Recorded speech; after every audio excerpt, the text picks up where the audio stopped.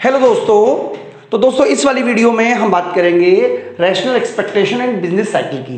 तो बच्चों इस वाली वीडियो में हम आपको बेसिकली बताने वाले हैं कि जो न्यू क्लासिकल थॉट है उसके अकॉर्डिंग बिजनेस साइकिल क्यों आते हैं, रैशनल एक्सपेक्टेशन है उसके बारे में क्या विचार करती है। तो बच्चे देखिए, सबसे पहले तो आप ये समझ लीजिए कि आपको ये थ्योरी बताऊं उससे पहले दो वर्ड है, तो एंटिसिपेटेड, ठीक है, एक वर्ड आ रहा है एंटिसिपेटेड और दूसरा वर्ड है हमारे पास में अनएंटिसिपेटेड। इनका मतलब समझ लीजिए। एंटीसिपेटेड का मतलब है कि मान लीजिए मैंने एक्सपेक्ट किया है कि 6% महंगाई दर रहेगी, ठीक है। तो जब मैं ये मान के चल रहा हूं कि 6% महंगाई दर रहेगी तो मैं जितनी भी योजना है वो उसी हिसाब से बना रहा हूं, उसे बोलते हैं एंटीसिपेटेड। मतलब मुझे पता है कि हर साल कीमतें 6% बढ़ेंगी, तो मैं ये मान के चलूंगा कि जो मजदूरी दरें हैं वो भी 6% बढ़ेंगी, ठीक है। ये सब चीजें मेरे दिमाग में रहेगी। अनएंटीसिपेटेड का मतलब है जब ये जो रेट है ये 15% हो जाए या 10% हो जाए कीमत बढ़ने की स्पीड, या 2% रह जाए, इसको बोलते हैं बच्चों अनएंटिसिपेटेड। मतलब जो आपने अनुमान लगाया है, जो आपने पूर्वानुमान लगाया है, जो आपने एक्सपेक्ट किया है, अगर एक्चुअल में उतना ना हो तो उसको बोलते हैं अनएंटिसिपेटेड। तो यहां पे बताने की कोशिश की जा रही है कि anticipated change in aggregate demand, यानी कि जिस एग्रीगेट डिमांड में वो चेंज जिसका आपने पहले से ही पूर्वानुमान लगाया हुआ है, जिसके बारे में पहले से आप एक्सपेक्टेड हो कि इतना चेंज होगा। Bring about appropriate change in price level and money wage, यानी कि उसमें अप्रोप्रिएट यानी कि अनुमानित प्राइस लेवल और वेज रेट में अनुमानित ही चेंज होगा। Living aggregate output and employment remain unchange, यानी कि इसकी वजह से ना तो आउटपुट चेंज होगा ना एम्प्लॉयमेंट चेंज होगा, जिसकी वजह से जो बिजनेस साइकिल है वो नहीं आएंगे। तो बिजनेस साइकिल किसकी वजह से आएंगे? Business cycle experience with due to unanticipated change in aggregate demand. तो बच्चों इस unanticipated change in aggregate demand की वजह से ही इकोनॉमी में बिजनेस साइकिल आते हैं। तो बिजनेस साइकिल के बारे में हम आपको जो बताने वाले हैं वो हमने एच एल आहूजा सर की बुक से लिया है। तो ये जो डायग्राम है ये हम एच एल आहूजा सर की बुक में दिया हुआ है। ये दो डायग्राम जो है वो हम अपनी तरफ से बना रहे हैं ताकि आपको कंसेप्ट समझ में आ जाए, ठीक है। तो सबसे पहले हम इक्विलिब्रियम लेवल से स्टार्ट करते हैं। मान लीजिए कि ये हमारा है एग्रीगेट डिमांड और ये जो है ये वाला ये हमारा एग्रीगेट सप्लाई है, जो कि शॉर्ट रन में है एग्रीगेट सप्लाई। और ये जो है ये इक्विलिब्रियम है, मान लीजिए ये लॉन्ग रन इक्विलिब्रियम ही है, यानी कि इसको LAS बोल देते हैं। ये वाई स्टार जो है ये नेचुरल रेट ऑफ आउटपुट है, जो कि नेचुरल रेट ऑफ अनएम्प्लॉयमेंट को दिखाता है। और इस केस में ये जो है ये प्राइस लेवल है जो कि एक्सपेक्टेड के बराबर है, ठीक है। हम चलिए लेबर मार्केट का भी बना लेते हैं। मान लीजिए ये हमारी जो डिमांड ऑफ लेबर है, ओके, डिमांड ऑफ लेबर जो है वो किससे मिली है? VMP इंटू P से, VMP से मिली है, मतलब बेसिकली VMP से बनी हुई है। और ये हमारी सप्लाई ऑफ लेबर है, ठीक है, जो कि किसका फंक्शन है? ये है हमारे रियल वेज फंक्शन। और ये हमारा मान लीजिए मनी वेज है। इतने लोग हमारे एम्प्लॉयमेंट में हैं, ओके बच्चों। तो चलिए ये वाले बात को हम यहाँ पे भी बता देते हैं। सपोज कीजिए जो एच एल आहूजा सर की बुक में बनाया हुआ है वो भी हम आपको बना के दिखा रहे हैं। ये हमारा है एग्रीगेट डिमांड और ये हमारा है SRAS या SAS बोल देते हैं इसको। इस पॉइंट पर यानी कि ये वाला इक्विलिब्रियम पॉइंट है E, इसके इस पर ये हमारी जो है ये हमारा है N का लेवल, यानी कि आउटपुट का लेवल है। और ये वाला है जो है ये मान लीजिए हमारा वेज रेट है W, ओके बच्चों, ठीक है। तो सबसे पहले हम बात कर रहे हैं एग्रीगेट डिमांड में। मान लीजिए अनएक्सपेक्टेड चेंज हुआ है, यानी कि एग्रीगेट डिमांड जो 6% की जगह 10% राइज हुई है। तो एक्चुअल में जो एग्रीगेट डिमांड है वो ऊपर की तरफ चली जाएगी, इस तरीके से एग्रीगेट डिमांड चली जाएगी।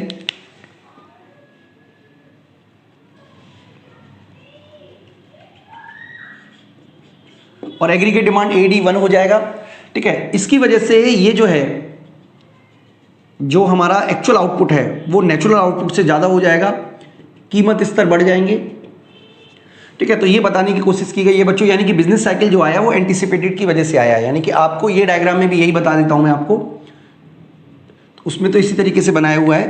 अगर आप एच एल आहूजा सर की बुक से पढ़ोगे, क्योंकि ये पूरा कंसेप्ट आप वहीं से ले रहे हैं, LAS, ठीक है। तो ये वाला जो डायग्राम है ये वाला देखिए, ये वाला हमने बनाया, सेम डायग्राम बना रहे हैं बच्चों, कोई अंतर नहीं है।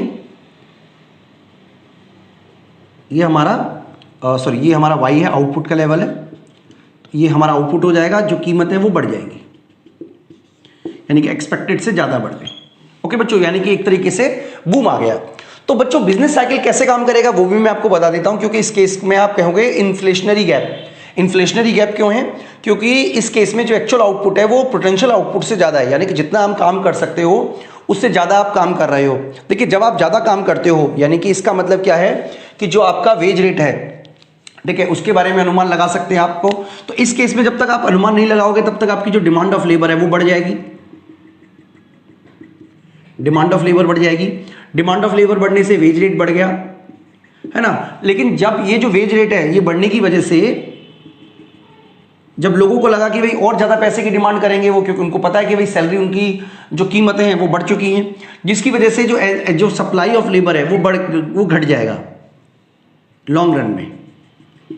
यानी कि शॉर्ट रन में तो डिमांड ऑफ लेबर बढ़ेगी लेकिन लॉन्ग रन में वापस उसी जगह पर आ जाएगी और जो वेज रेट है वो अल्टीमेटली बढ़कर WT हो जाएगा, ठीक है। तो ये हमारा है लेबर मार्केट का। इसका मतलब क्या हुआ बच्चों, ये डायग्राम तो हमने नहीं बनाया हुआ है, इसमें हम बता देते हैं कि जो SRAS है वो आपका पीछे की तरफ चलेगा और ये प्रक्रिया में प्रोसेसिंग में ये आपका वापस इसी पॉइंट पर आ जाएगा और फिर से इकोनॉमी जो है वो फुल एम्प्लॉयमेंट लेवल पे आ जाएगी।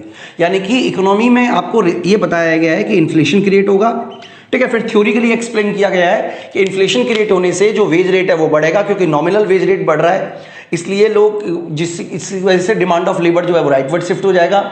लेकिन लोगों को पता चल जाएगा कि भाई कीमतें बढ़ चुकी हैं, अब वो ज़्यादा सैलरी की डिमांड करेंगे, ठीक है। इनपुट कॉस्ट बढ़ेगी जिसमें लेबर भी शामिल है, तो जो अल्टीमेटली है लेबर का सप्लाई कर वो लेफ्टवर्ड चला जाएगा, जिससे अल्टीमेटली वेज रेट बढ़ जाएगा, एम्प्लॉयमेंट उसी लेवल पे आ जाएगा।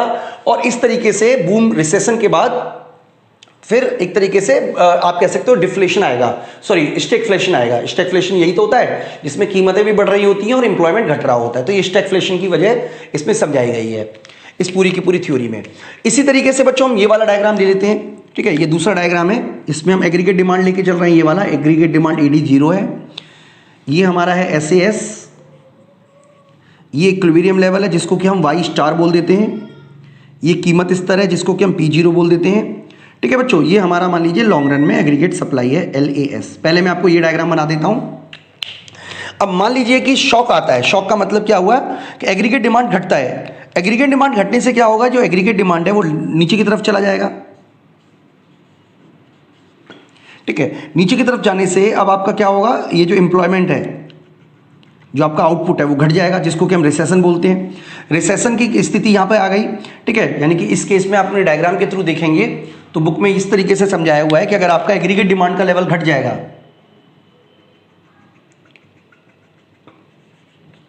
तो आप देखिए रिसेशन का आपको सामना करना पड़ेगा,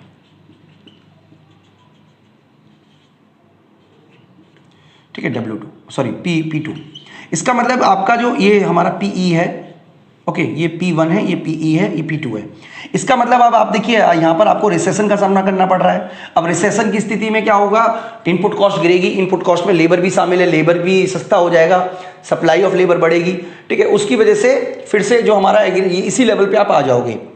यानी कि मैं आपको यहाँ पे बना के दिखा देता हूँ, ये हमारा है एग्रीगेट डिमांड, नहीं ये डिमांड ऑफ लेबर है, डिमांड ऑफ लेबर, ये हमारा सप्लाई ऑफ लेबर, ठीक है। इंटरसेक्शन पॉइंट ये हो गया, ये हमारा वेज रेट है, ये हमारा एंड लेवल है। अब मान लीजिए कि अगर डिमांड ऑफ लेबर घटती है, डिमांड ऑफ लेबर घटती है तो इसका मतलब वेज रेट गिरेगा,